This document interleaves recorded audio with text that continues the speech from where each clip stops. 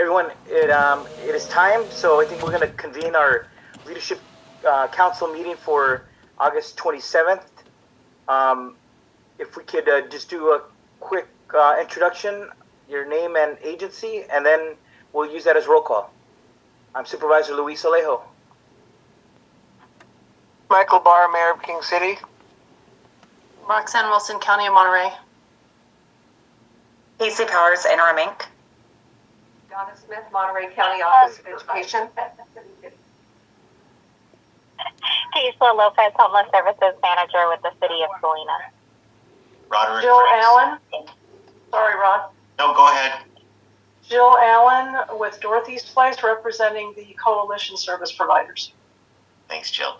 Roderick Franks, Director of Social Services here at County of Monterey. And I just want to take one more opportunity to introduce my designee that will be taking this seat moving forward at our next meeting, Eva Geronimo. Eva, do you just want to say hi quick?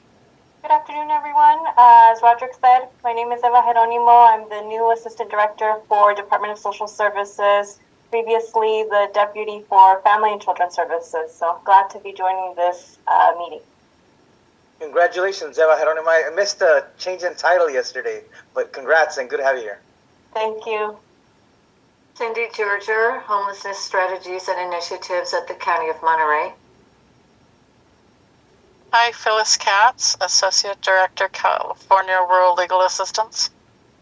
I'm Anjanette Love, the program facilitator at Gathering for Women. Ian Oglesby, Mayor of the City of Seaside. Tim Heaven, Lived Experience Member of Leadership Council. Greg Baker, Executive Director, Community Homeless Solutions. Enrique Arriola, Deputy Director, San Benito County. Vincent Montgomery, Division Manager, Housing, Salinas. Wes White, Lived Experience Advisory Directive. Sophia Kier, Compliance Director with Interim Inc. Hi, Lynn Foden with United Way, Director of Financial Stability Programs. We are going to go to any additions or modifications to the agenda. Katrina. Yes, I think we're going to request that we remove the monitoring and evaluation committee tools and implementation plan update. We're not quite ready to roll that out and want to make sure we have ample time to fully inform the council and the service provider network of what is to come. Great. We'll push that off to the next meeting if it's possible by then. Okay, everybody good with that? That's the only change, so we'll skip numbers. We'll table item 7 for another day.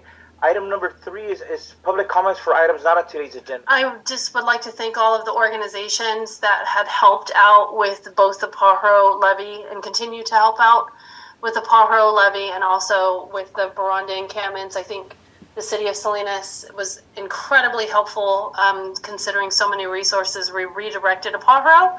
So I just want to acknowledge the city specifically and all of the CBOs that joined in as well. We are now going to item number 5 regarding our HAP 5 and HAP 6 funding updates. So we were unable to provide you guys a read-ahead information for this topic of HAP 5 funding request because the City of Salinas council meeting was yesterday. So what we did do is invite the City of Salinas to come and kind of brief us on how the City Council meeting went and what exactly their ask is for the Chinatown Navigation Center. Well, hello everybody. I'm Lisa Murphy. I'm the Assistant City Manager here for the City of Salinas. Thank you for considering our request. So, as you know, that the Chinatown Navigation Center was, for just a bit of context, was fully funded with grant funds. It was about $2.5 million to operate, and without any additional grant funds, was slated to close at the end of October. But through some really moving some funds and some staffing, our operator was able to extend that time to the end of November. What we did was went to the council last night, gave them an update of the status. We we basically had provided two options. To one, continue with the closure of the Chinatown Navigation Center for the end of November, or put additional funding towards keeping it open through the inclement weather, trying to get through to March, and that amount added up to $587,000. What we did, the council approved last night, was to put $387,000 towards keeping it open through March, with the contingency that we would hope that we'll be able to make a successful request to this group for the additional $200,000 to be able to keep it open. And at that time, it is still slated to close at the end of March. So that was good. I'm so glad they took that opportunity to approve that funding. We just for everybody's for by way of background, we did meet with the city staff before this went to the council. It's been a little while, but we did try to see what funds we had available. And some of the funding we did have was restricted for our homeless youth. So this amount that we're talking about is what is not restricted. And Katrina, what is that exact amount? I know we say 200,000, but is it a flat amount, or is there, what's the exact amount? The exact amount after the youth set aside would be $239,666.76. That's the amount we're talking about. And I think Roxana as well for trying to help us kind of deal what's the best plan. Unfortunately, the funding has run out to keep it going, but I think the concern was to keep it open through most of the winter. And that's why we're talking about that end of February, early March date. But also, if they could talk about what's the plan now for the folks. These are single adults. There's no families are staying at the Chinatown Navigation Center. What is our plan to try to give them some priority services in light of the closure after February? The city of Salinas has been working very closely with the coalition as well as the county of Monterey, Supervisor Alejo and Roxanne Wilson's team, to discuss, what would we do should, the navigation center end. And from the update that I received from Nicole a couple weeks ago is I do believe that this council approved a 90-day hold for coordinated entry priority. So that is one of the steps that, the collaborative, parties are taking to ensure that, these individuals do not get displaced, that they are able to be referred to potential funding program opportunities within our community, whether that's a PSH, a rapid rehousing project. And then in addition to that, the housing navigators at the Navigation Center, which I'm sure Greg can also speak on, are prepared to continue the work that they're already doing, which is to continue navigating and providing rental assistance to place individuals in a permanent housing situation. And then as well, we will also be exploring transitioning individuals to other interim shelter options, whether that's the Share Center or other local emergency shelters. Great, thank you for that, Keishla. And as I know, as time goes on, you will be you'll get used to it because this is a lot of the work we do, especially in this area of policy. Katrina, can you give me that exact amount? 238. 239,666.76. Mayor Donahue, do you want to say anything on this matter? This is that amount that you guys were discussing yesterday. It is being recommended to provide this to keep the CNC open through early March, but would certainly look to you as mayor. No, thank you. Sorry, I'm late. We were at the same event. No, the council feels very strongly about.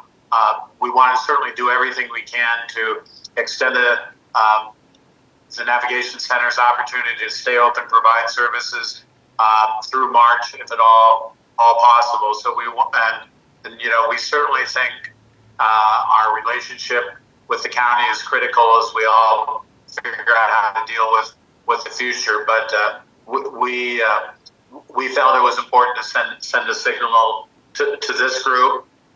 We want to go as deep as we can to give us the necessary flexibility to plan the future. And you know, frankly, even though I know there's,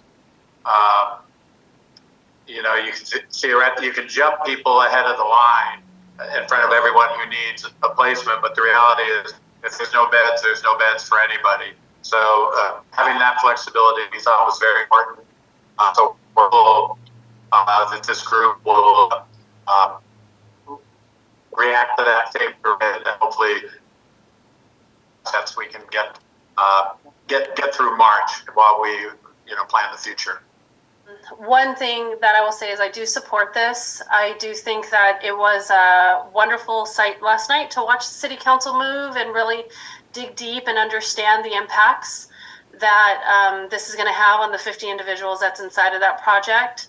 It is inclement weather, clearly. It's going to be inclement weather at some point. And we don't have any other options for them. So if we do start now, we could probably relocate the vast majority of those folks. And if we don't do this, then we're literally just like kicking it down or having to do it much faster, move people out of the units much, much faster. So thank you, Mayor and the City Council, for your careful consideration of the item last night. I just have a quick question, and I know we had discussed it at the last meeting, but in terms of those 50 individuals, just in terms of some of the data points, and I know it was obviously it's a difficult conversation, but are most of those 50 individuals from the city of Salinas, or have we determined that they're from other parts of the area, or? That's a great question, Anna. I would have to defer to Greg, but I'm not sure that Greg's program manager, who would know that exact answer, is present, but I'll go ahead and pass it over to Greg. Yeah, I can help with that. Yes, the vast majority are from Salinas, although there are some from other jurisdictions. But the vast majority are from Salinas. Yeah, thank you for that. And my only comment is I know last time we had a discussion in terms of making sure that obviously, this is a countywide effort, and the issue is going to take everyone, right? And everybody doing our fair share and making sure that we're all contributing. But it's also important to note some of the data points, especially with this facility where the majority of those individuals are coming from. So thank you. I also think that it's important for this council to note that aside from the $1 million-ish dollars that the Leadership Council approved a few years ago to build the CNC sprung shelter, I don't recall us ever giving money to fund it since then. So I see Katrina nodding. So I think that that's something to take into consideration. We did pay to build it. But the city has been floating the bill since then. Okay, the recommendation, I think, is to provide the $239,676, more or less, to the city of Salinas to keep the Chinatown Navigation Center open through early March. Can we have a motion to that? I'll motion. Wes White. Motion for Wes, by Wes. Is there a second? Seconded. Okay, second by Robin. Okay, all those in favor, please say aye. Aye. Aye. Aye. Supervisor, may I say yes? Thank you so much to this group. This is extremely important, and I appreciate the funding. I feel like I'm going to be moved to tears, quite frankly, because it's really meaningful to so many people that we keep this open and the services that everybody here provides. So again, I just want to thank this group for considering it and for approving it. It's going to be impactful. So thank you. Yeah, and I want to thank our board as well. I want to thank our board as well, because some council members weren't sure, right? It was easier to take a vote yesterday if they knew our vote.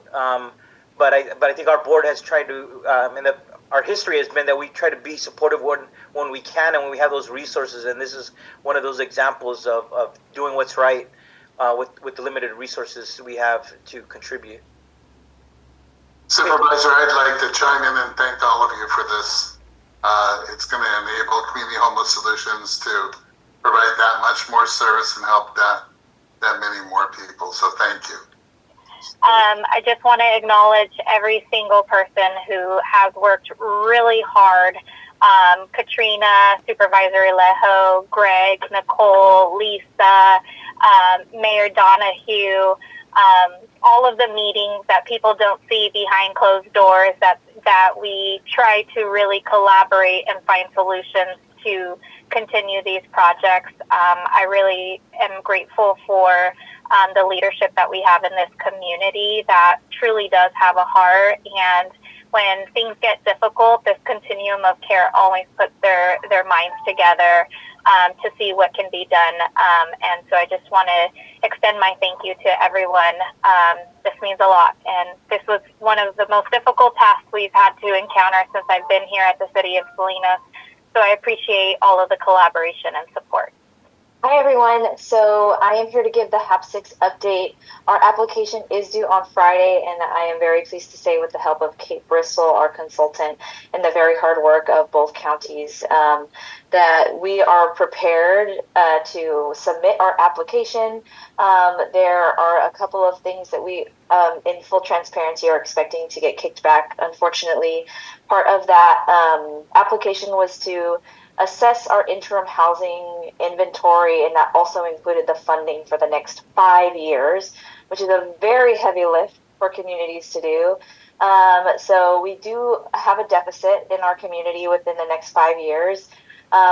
Unfortunately, the state also expects us to be able to create a funding plan for that deficit, and as you all know, we're all doing absolutely the most that we can to keep all of the programs that we do currently have open and funded. So there will be some slight kickback most likely, but for the rest of it, the County of Monterey worked really, really hard on getting the encampment stuff.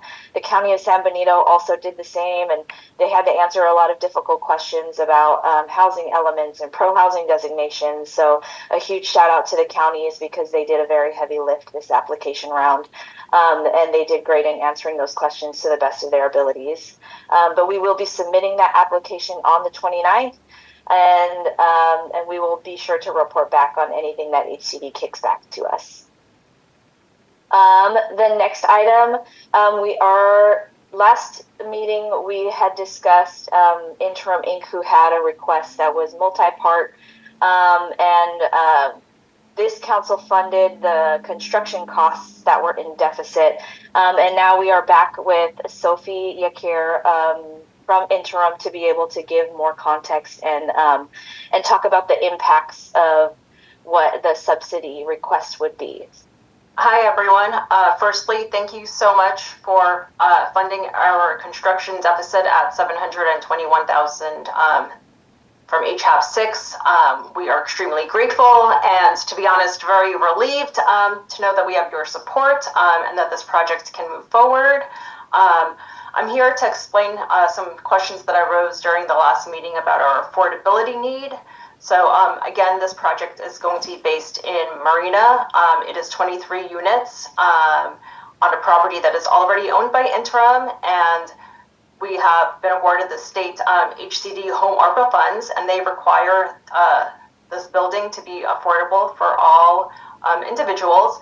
However, their affordability level is not in line with Interim's client population level.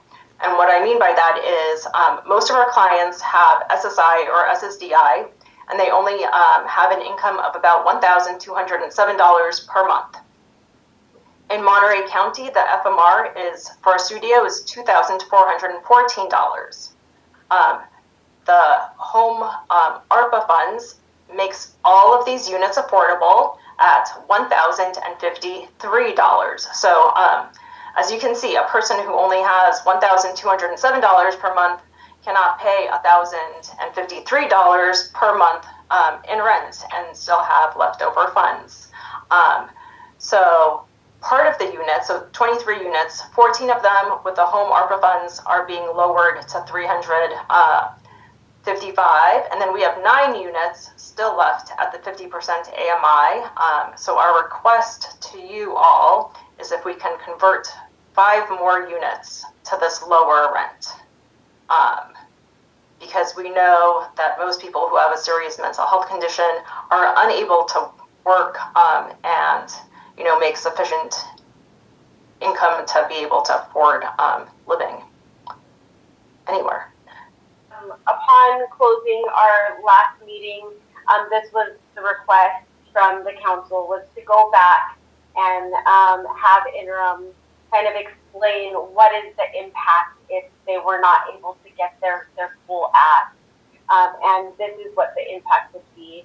9 of those units will no longer be available, affordable for the clients in which interim serves. So we will leave it at that for you guys to discuss and let us know how you guys would like to move forward. And so from our side, what refresh my memory, Katrina, we need the difference though is what is the cost? The difference was another 778,000.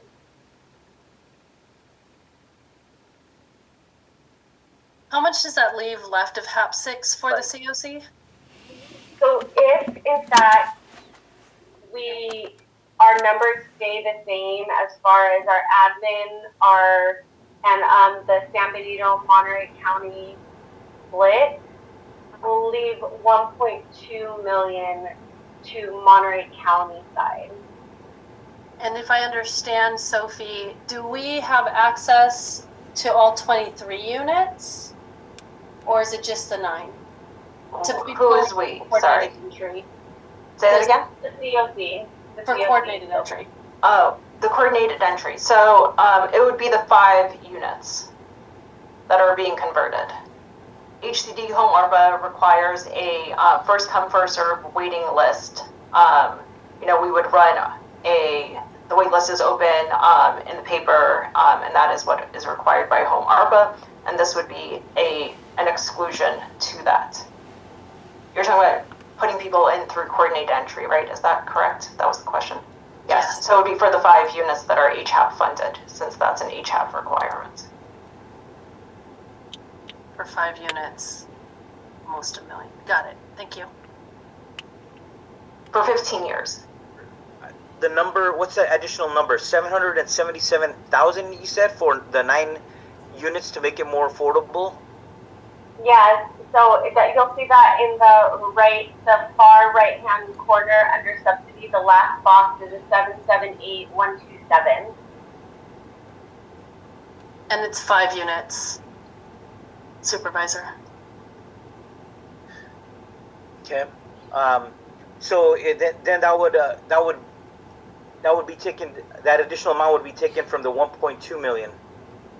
Based on last meeting, there would be 2,049,956 left in the Monterey County School if everything goes as calculated. That's the estimated plan with our admin and the 80-20 San Benito Monterey County split.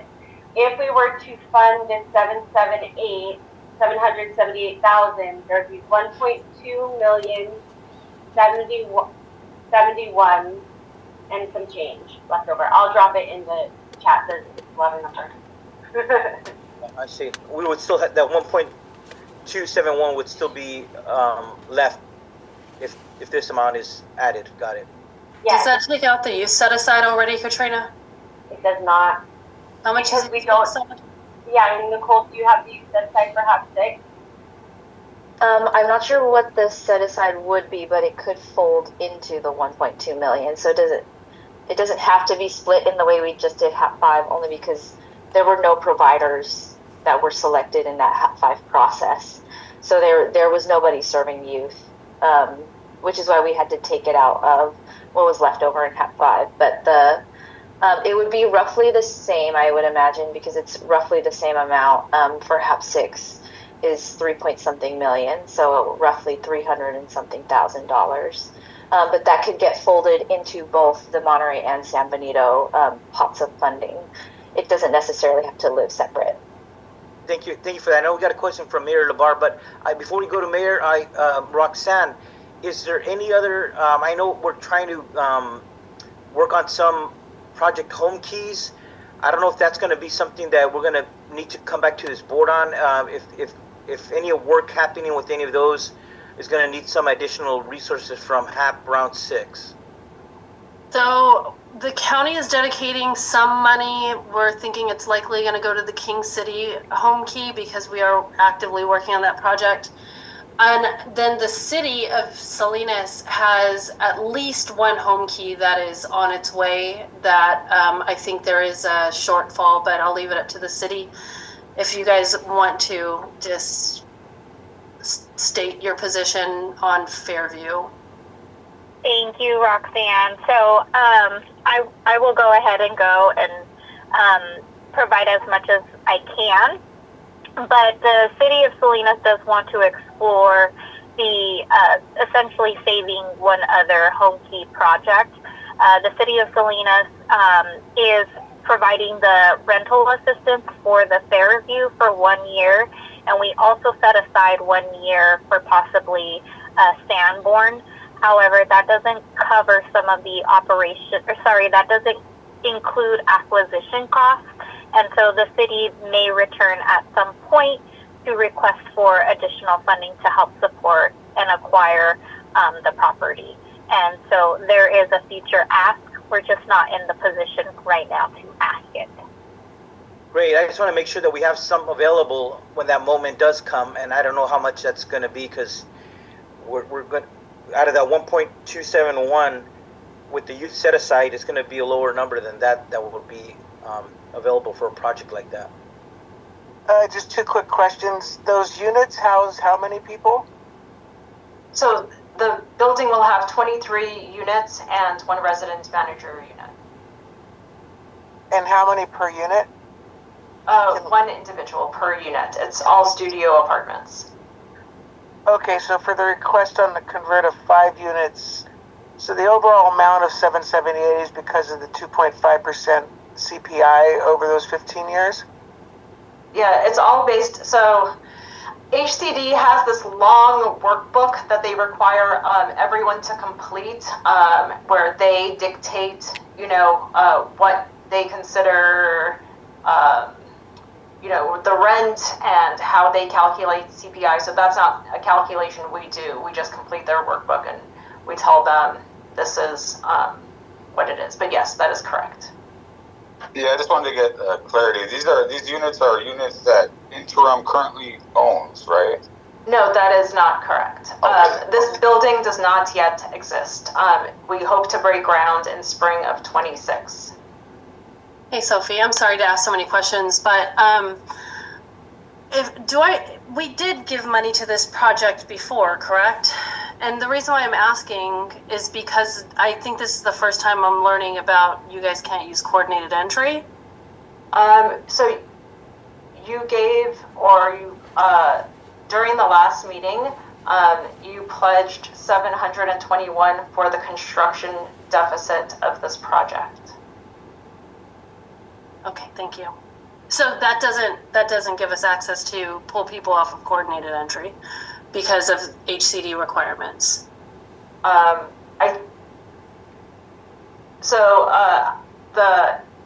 HCD has given, I don't recall, like 15 million, no, almost 9 million for construction. Then someone else gave 3 million for construction, and then the HHAP is 700,000. So that's like, maybe 1 unit or something if you count, if you do a split. So that's what it is by dollars for coordinated entry. But the state in this NOFA had specific requirements about how they wanted to run their wait list. We are negotiating with Interim for them to use coordinated entry, and like she said, that's like 1 unit. Right? They're going to take the whole entire pot and how much it costs and break it into a percentage and allow us to use coordinated entry based on that percentage. So that is a deal that we're brokering with them for the use of those funds.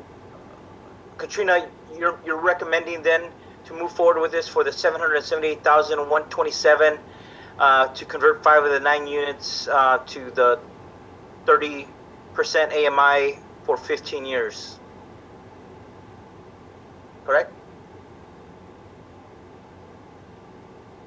I'm uncomfortable with me making those recommendations. I really want to bring these things to you guys for you guys to make the decision, but thinking of long-term goals in our community and available housing and this being permanent supportive housing, I strongly agree with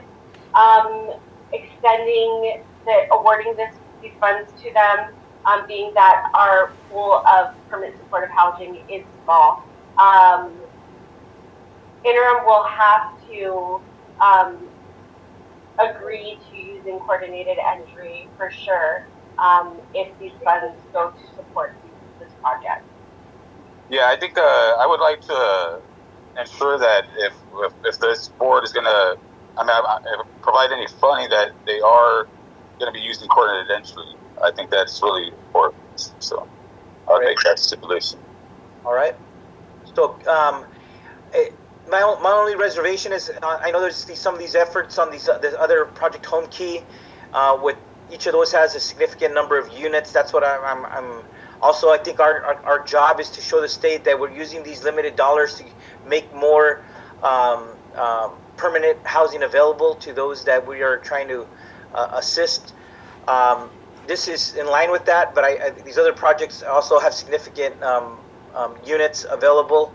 But I think this is important for those that have some of the greatest needs. I'd be supportive of it today.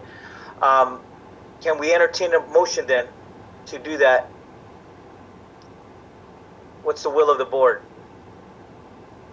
Oglesby, move approval. Okay, moved by Mayor Oglesby. Is there a second?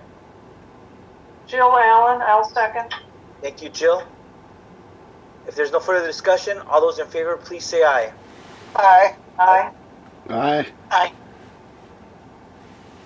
Those against? Opposed. Opposed? Who's okay? Let me get that again. Opposition? Shouldn't have an opposed. Okay.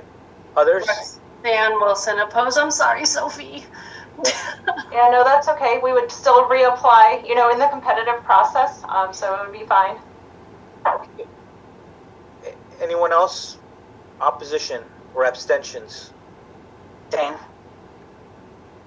If you could say who abstained. Casey. Okay, thank you, Casey. Abstaining. Okay. This will include the coordinated entry participation, so I think the motion carries with 2 opposed and 1 abstention. Okay, you got it. Thank you so much. We are so grateful not to spend a lot of time doing the HHAP 6 application. Thank you for making these units affordable. As I mentioned, most of our clients do only have SSI and SSDI. Hopefully, this does make life easier for them. So thank you. Yeah, and then Sophie, the only thing I would say, and I know we're trying to do a better job of this with our leadership council, Continuum of Care, HAP dollars, and also those that come to the county. We have to tell our story better. So I think when these units get built, I think telling the governor, the legislature, our residents that we are making more units available with these dollars that are being provided to us. I think we would love to circle in with you to be able to tell that story better as these projects get built and become available for our residents in need. Sounds good. Yeah. Looking forward to that. All right. Okay, everybody. Time is ticking here, so we'll go to our next item. We are now on item number 6, and we'll start with 6A, cars overhaul update. If we could just really quickly, sorry, Supervisor, is we do want to prepare ourselves for the ranking of a HAP 6 when we do open it up. So we're going to need ranking panel support. from you all, so a ranking panel and an appeals panel.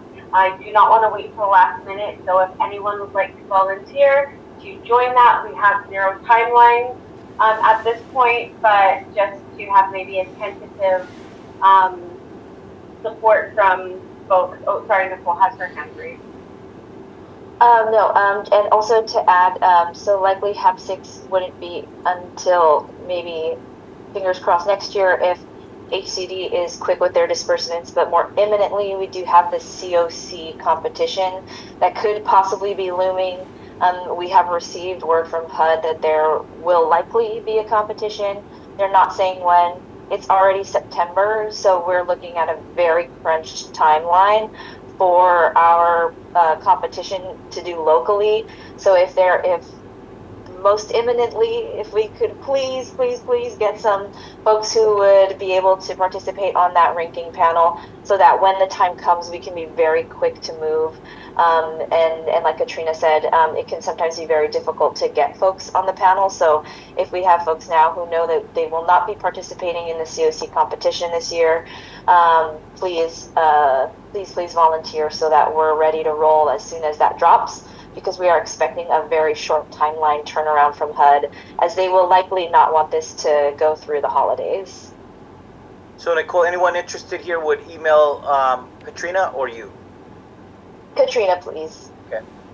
Okay, so it looks like our presenter today is not in. So what I can do is give you just a real small briefing on what is taking place with our cars overhaul. We have about 3 organizations in our pilot program for the new coordinated entry assessment tool. So replacing that BI cadet.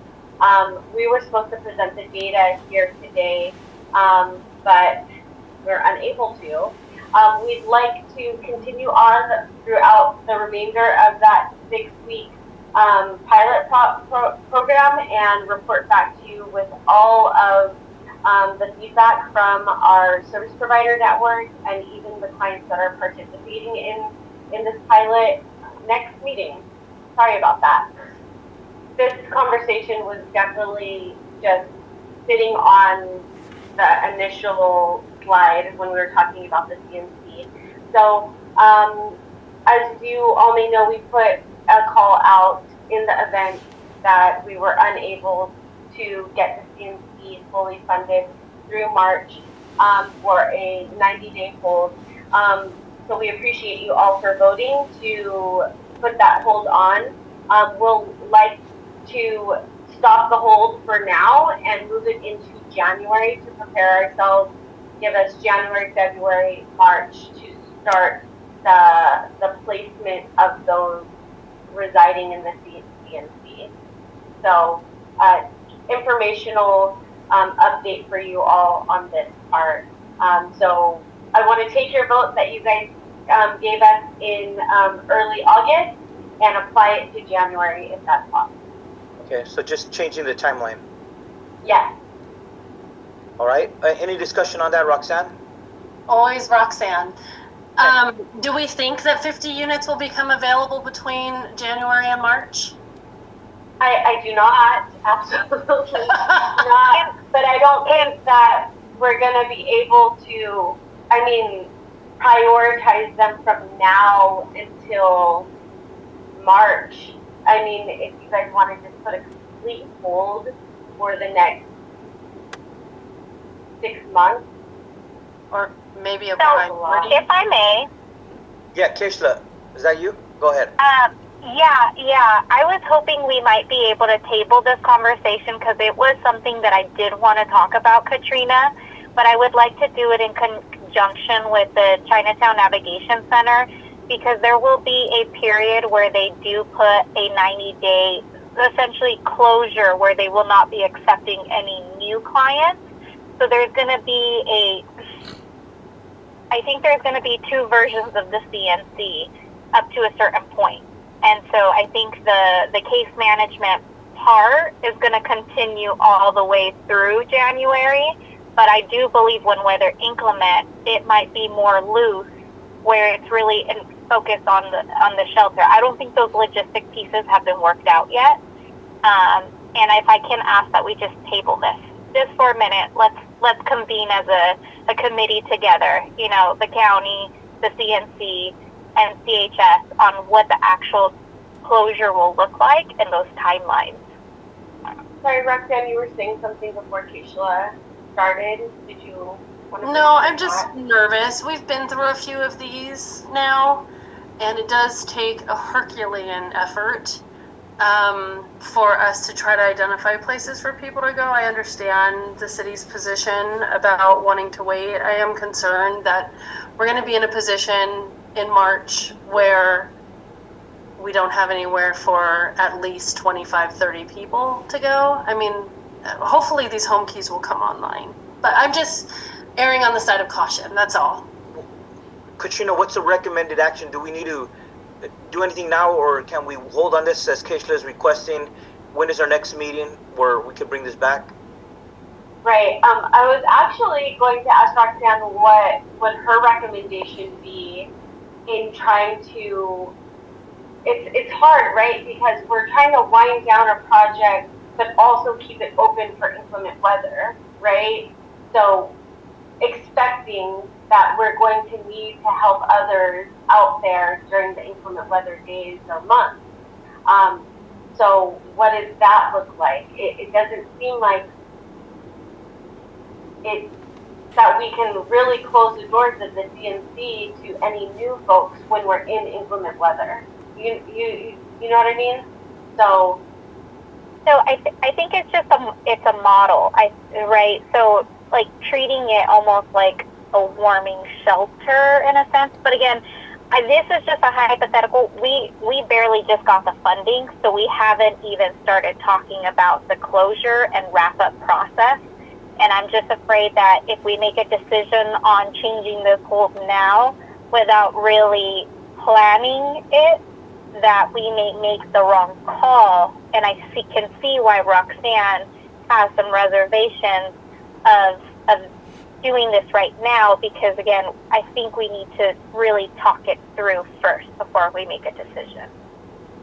And for the record, I don't have a recommendation. I'm just thinking about the humans that's there and the realities that they're going to face in March. Yes. Right. Okay, so Katrina, when's our next meeting? Can this wait? Yeah. We want sooner. Yeah, this can wait. Our next meeting is in October, August. In October. From now until October, we will meet with the city, the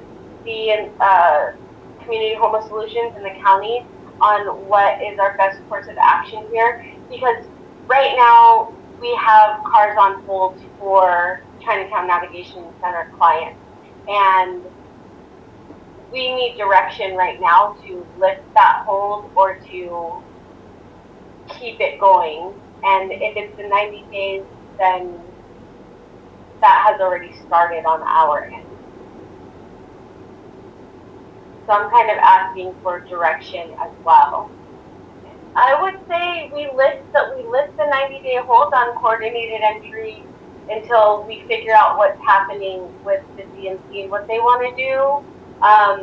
For me, I would just start trying to place folks as they go through the 90 days. But if we're going to need a hard push at the end, then that's just putting another hold on coordinated entry and everybody else that has been waiting.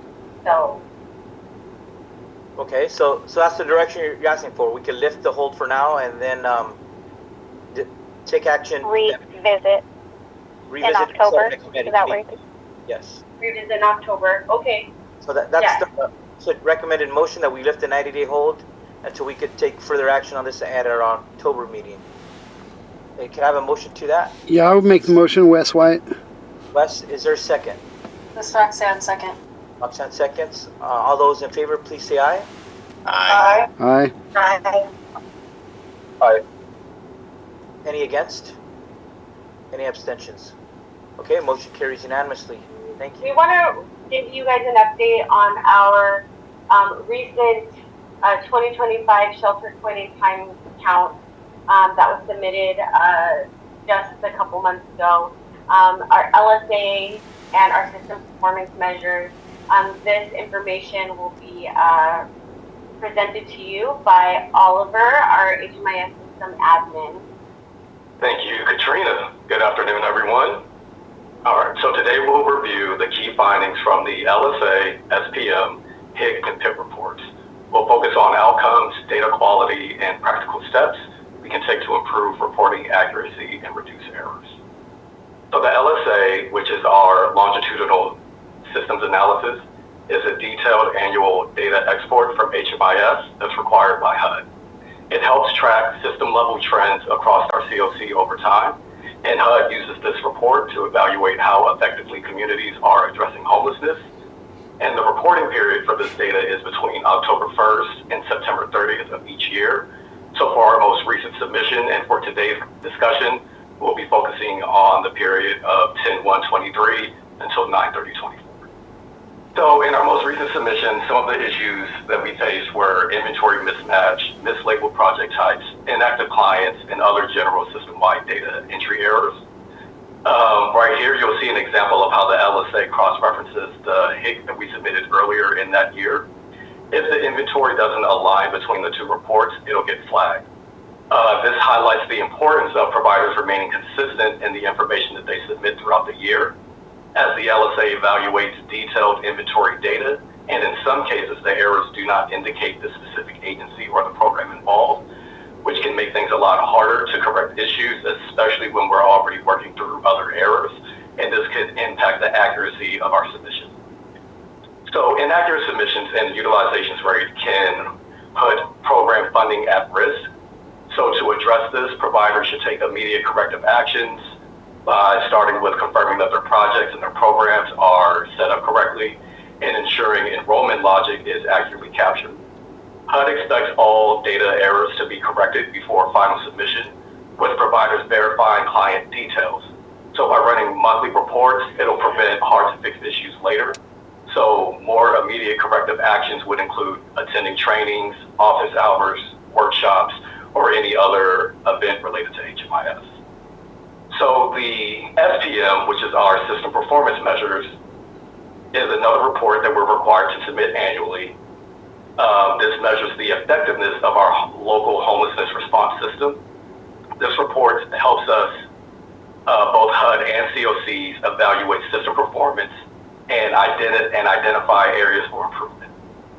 The reporting period covers October 1st through September 30th of each year.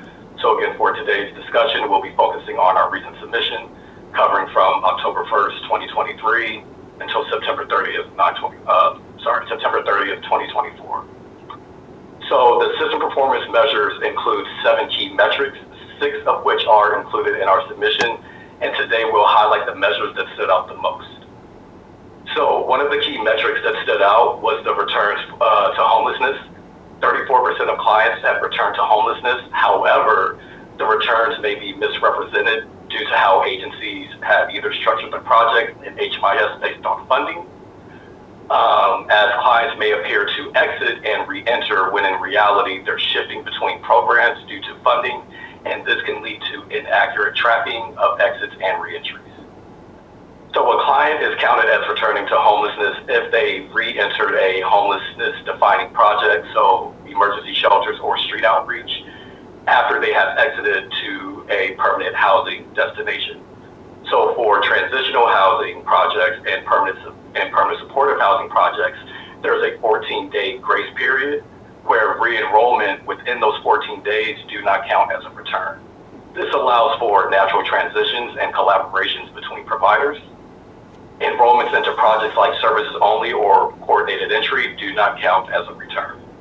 And the SPM looks back 24 months to assess returns, so tracking data accurately is very critical for valid performance measurement.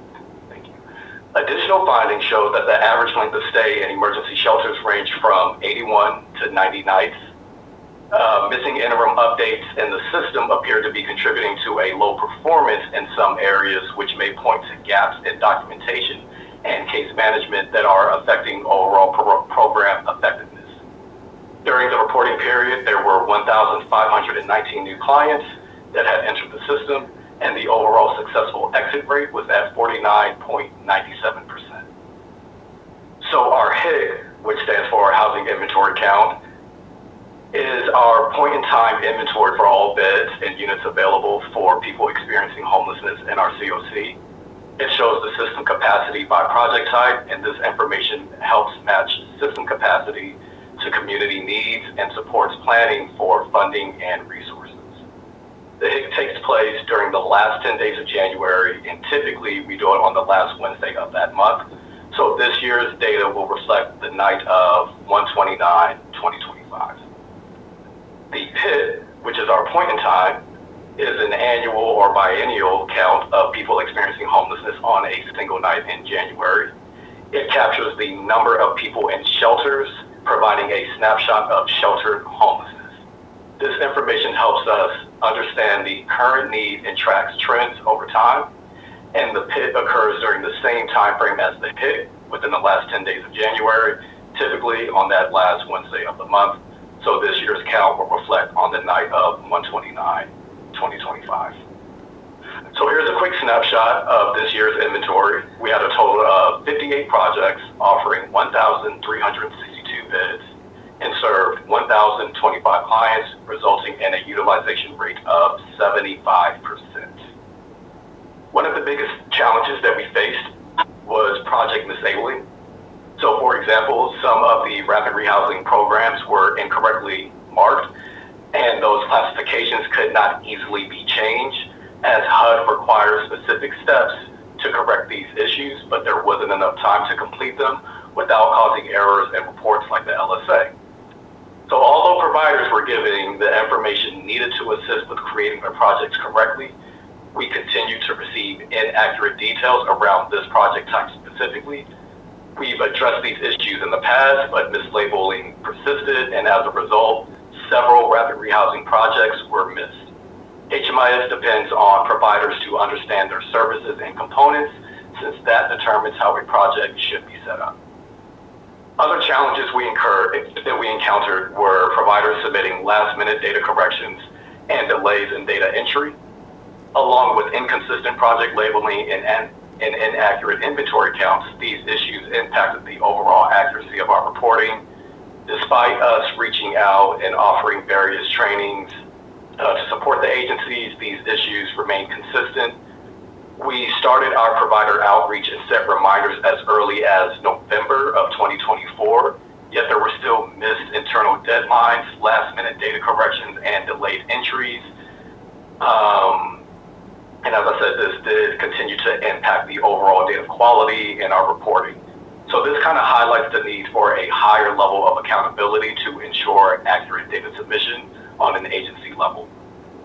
Here, we'll review how the HIC has changed over the years, focusing on project counts in specific.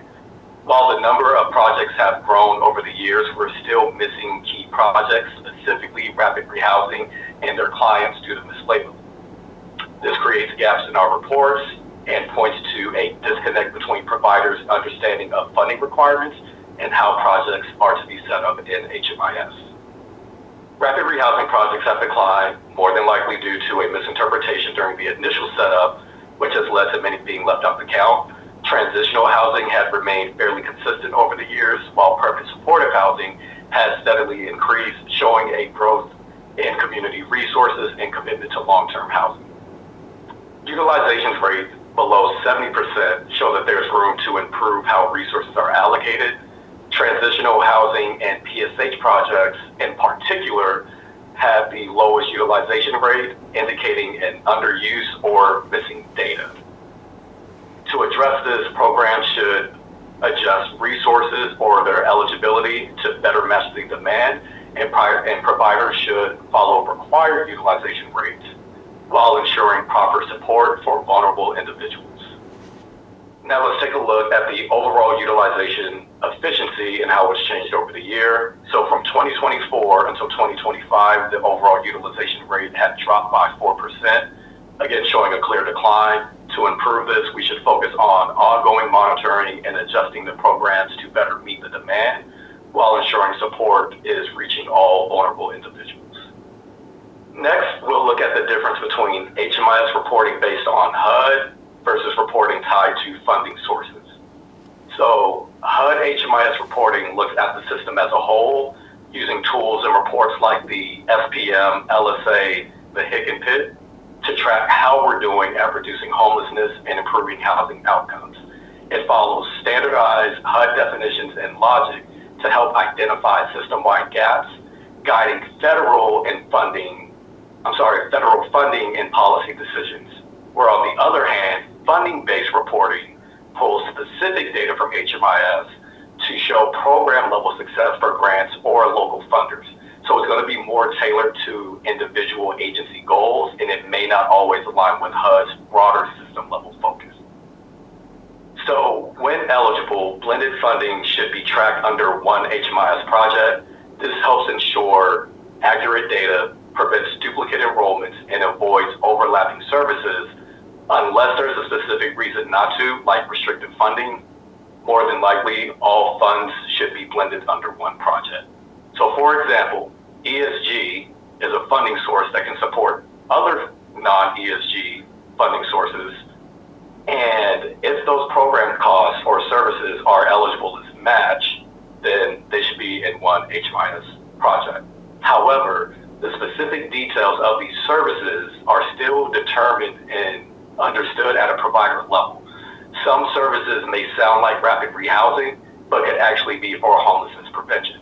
Because these services are so similar, it's up to the agency to clearly understand and define their program components. And this is why providers need to know their programs and their funding on a detailed level, as HMIS cannot make those distinctions for them. So HUD funding and local funding will have different criteria and sometimes different logic. So we just want to make sure that we understand these funding streams to the best of our ability, so that way when we're setting up programs, we're not potentially mislabeling them and they're not being missed in our state and federal reports, and that we're also not duplicating projects, duplicating resources and services, so that way we're not misreporting what we actually have in our community. I'm pretty sure there's going to be some questions, so if there's any questions, now would be the time for HMIS or reporting. Katrina, do you want to just give some more background on we have these findings? What are we going to do with this? How is this going to guide us to do a better job, get more accurate data, as everything is data driven these days, and it's the accountability, criticism from the governor, the legislature. How are we going to use this information to help us do a better job, get more accurate information out about what we're doing and what's available in our county?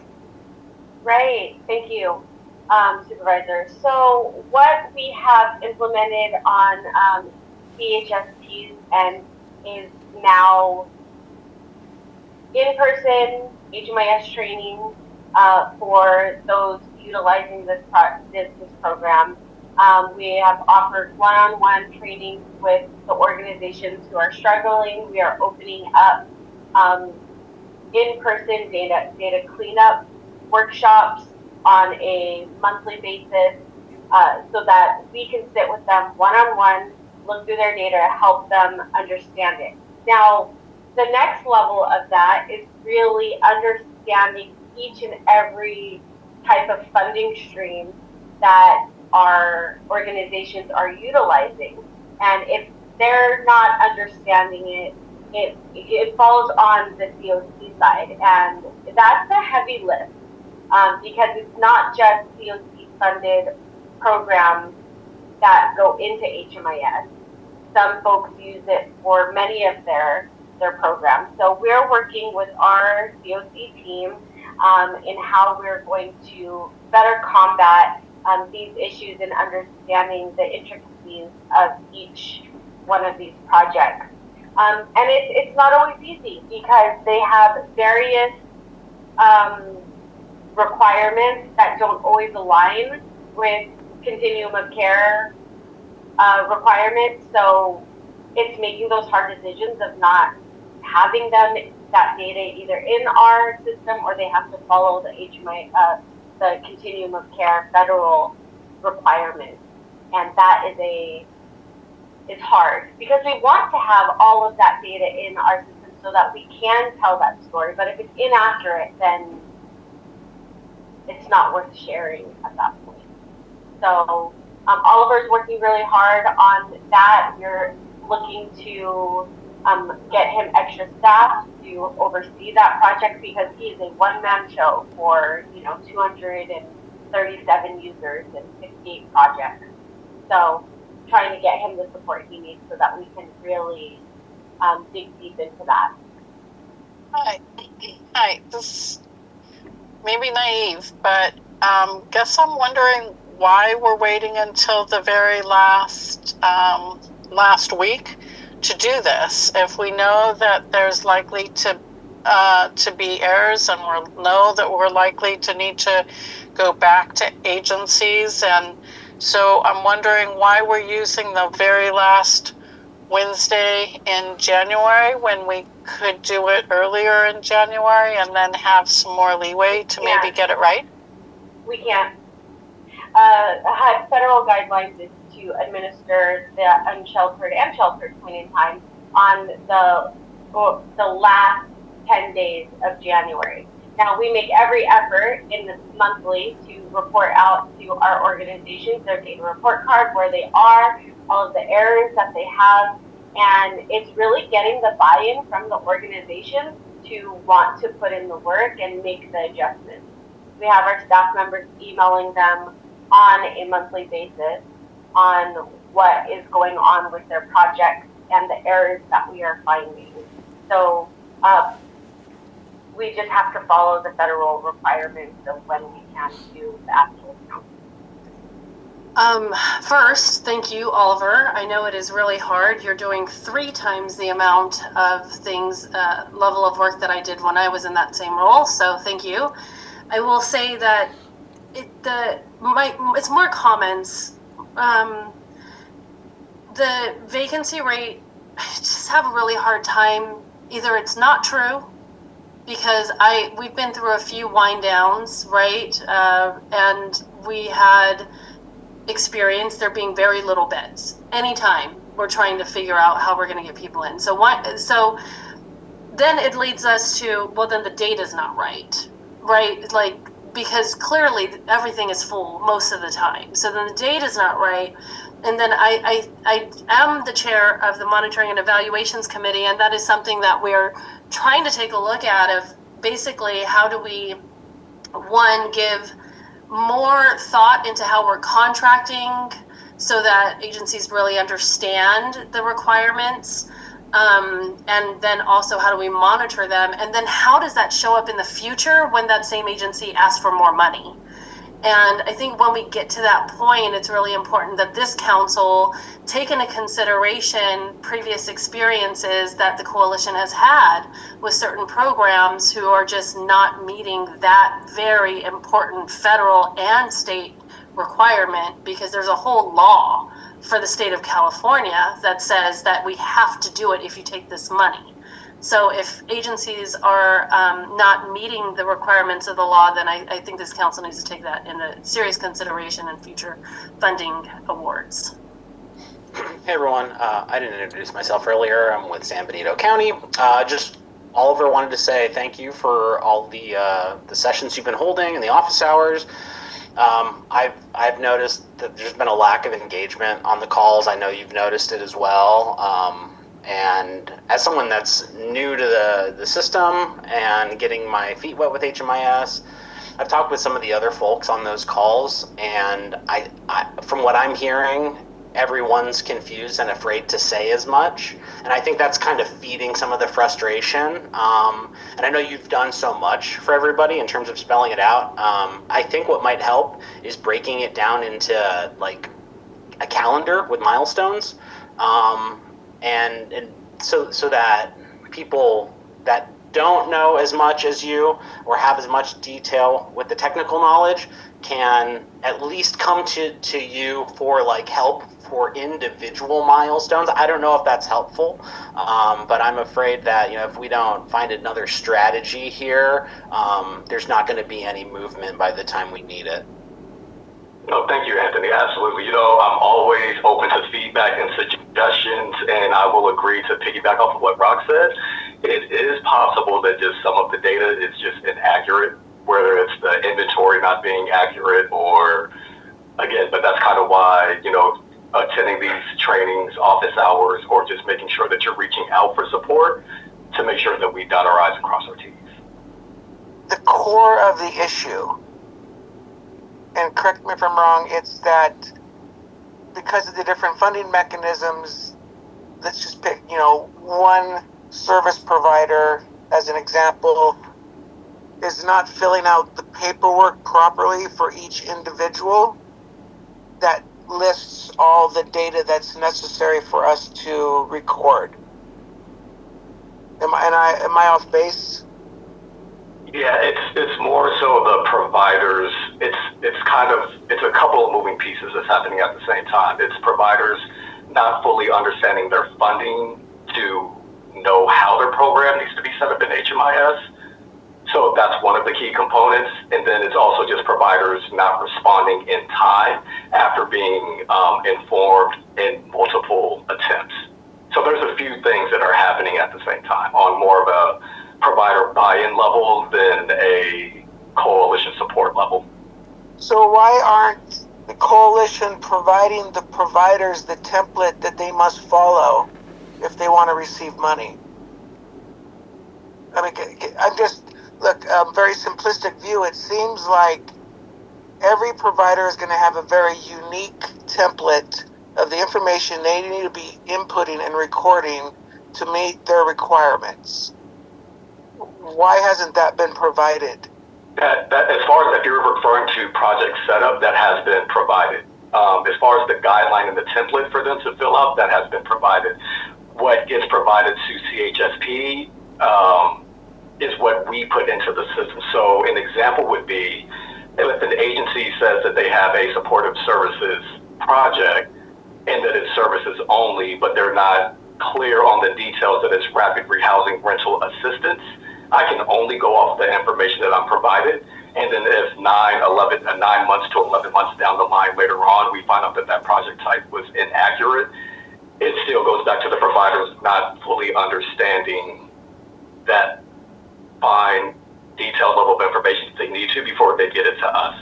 Okay, so back to where I started, then it seems like the template they're using for the data is not what you need. So why aren't we providing then the exact template of we need this information, we need this detail? I don't understand why that's not done. I know this is a really big issue, but if it's data collection and data entry into the proper systems and the alignment of what those data categories are so they flow in properly, it all comes back down to the templates that need to be used. Am I wrong? That's why I'm confused, and I apologize for everybody. You're probably going, what the hell is that mayor thinking? No, I think for those that don't have to deal with a lot of this, it's I think it's helpful to understand. So you're asking the right questions, Mayor.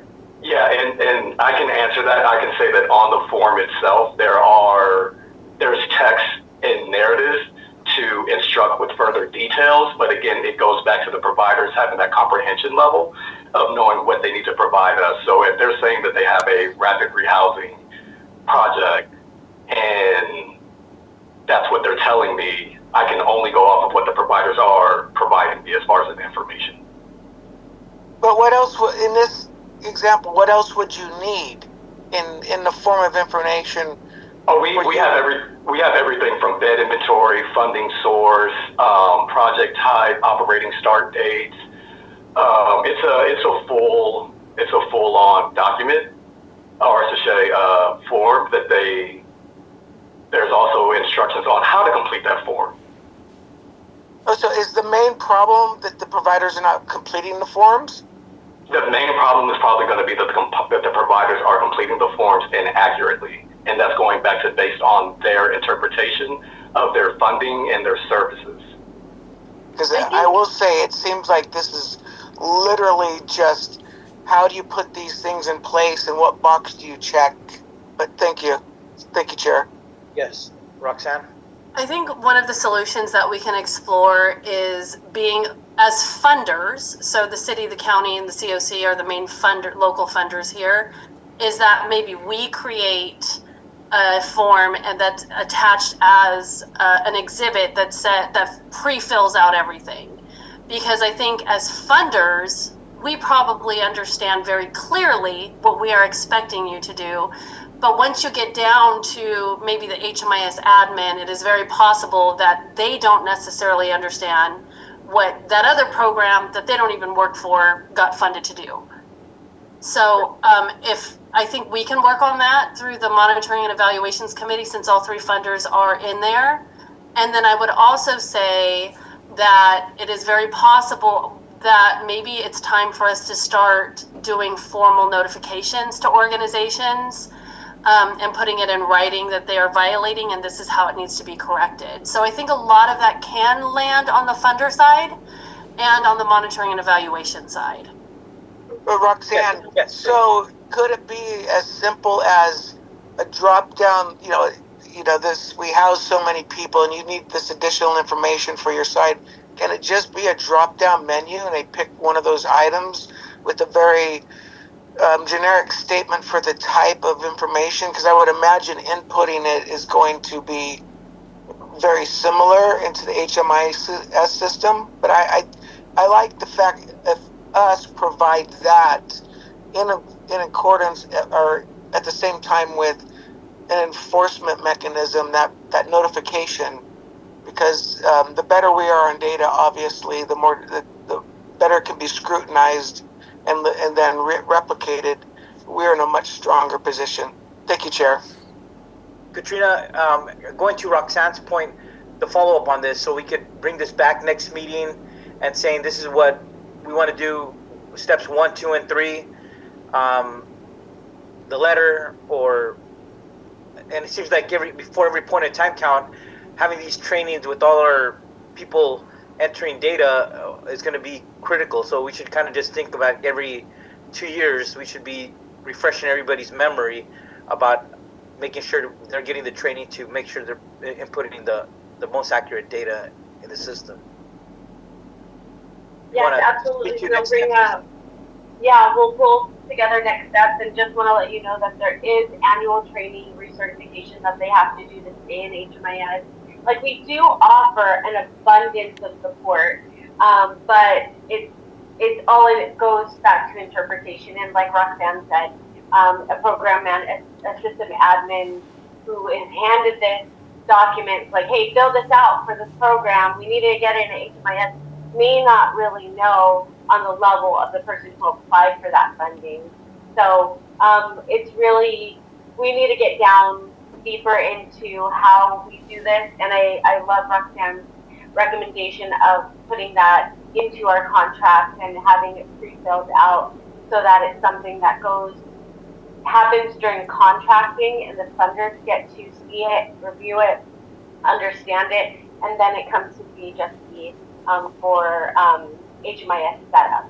So I think that is a great plan, and we will work with the monitoring and evaluation committee to get that ramped up. Yeah, I just want to have it formalized so that next time we revisit this issue, we have these proper protocols and steps to make sure that we're addressing the issues that were presented during the PowerPoint here. Anthony? Sorry, guys, I put my hand back up. For counties that are not in the same position, or organizations that are not all at the same level, like Oliver, I'm sure some people need certain help with certain things more than others. I mentioned those milestones that I think would be helpful to have. If it helps, the way I would want to approach it is like, what is, I guess, the order of operations here? Like, it sounds like there's some, like, issues, and we've talked about this a little bit offline, like how the system is designed on the back end with the programs, which causes downstream issues with like client documentation. And so if at least for San Benito County, I'd be asking, like, could we have some milestones that are intentional to what needs to be fixed in what order? Well, we can revisit that, but once the data's in, it's really not like an order of importance. Like, all of the data is important and needs to be fixed. So what I was saying kind of is that Oliver has told me that like basically if the system's not set up correctly, that it is like not easy to document things accurately. And Oliver, you mentioned earlier how, you know, if you're moving clients between programs, you're not documenting exits accurately, and that's kind of what I'm thinking about here. Is like, what do we need to fix on the front end so that we are putting data in accurately on the back end? I just want to say that I think you might have been confused on when I was saying moving clients from program to program based on tracking them on funding in particular. So a quick example would be an agency has set up a program specifically to tie to their funding to one funding stream, and now that that funding stream has came to an end, they'll set up another program of the exact same project type, and then they're switching that client from, let's say, HHAP to now ESG funding. That setup and that data tracking would not be accurate, and we can avoid that by making sure that we understand the funding and the project types of its components from the very beginning. Yeah, that's individual offline conversations we had. So yes, Supervisor, we will bring you back at our next meeting. We provide a direction for the next meeting. Before we go, I know it's 5 o'clock, everyone, but because we only have, I think, 3 meetings before the next point in time count at the end of January 2026. I know we brought this up last time, some of that was documented in our staff reports. Any other urgent things that we should be looking to do in preparation for the point in time count from now to our next meeting? Anything you want to report on that? If anybody wants to join me in our census planning committee, that would be great. Want to gear up for that. I have Oliver working on the data side with organizations. We just did a whole encampment identification throughout the counties for our HAP application. So we're going to continue on tracking those, and just prepare for those emails to come out and sign up to volunteer to do the unsheltered count when it comes. So we'll be recruiting volunteers and then training at some point, correct? Yes. Yes. How many volunteers are needed to do the point and time count throughout Monterey? We always shoot for 200 in Monterey County, and then Enrique, you guys do about like 50, 100. Last year we had in the mid-40s. So yeah, prior to that we had a lot less, but we had about 40 plus or so. Yeah. So shooting for about 50 on your end, on San Benito County end, yeah. Okay, so notice to try to recruit volunteers for that. We'll start when? Next month? We just wrapped up our contract negotiations, and we're going to have our kickoff meeting in the next 2 weeks. So I'll have more information for you all, and I'll just start putting that out in email in between our meetings so that you guys can stay up to date on what's happening. Okay, it is so important, everybody, that count it gets scrutinized, whether on how much money you get, and also how the public interprets it and how the legislature interprets it. So we want to make sure we do it the best way we can come January 2026.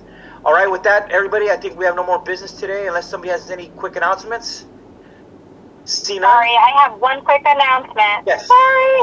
It's for Katrina related to the point in time count. I know that you had, said that you wanted to see the city of Salinas GIS system.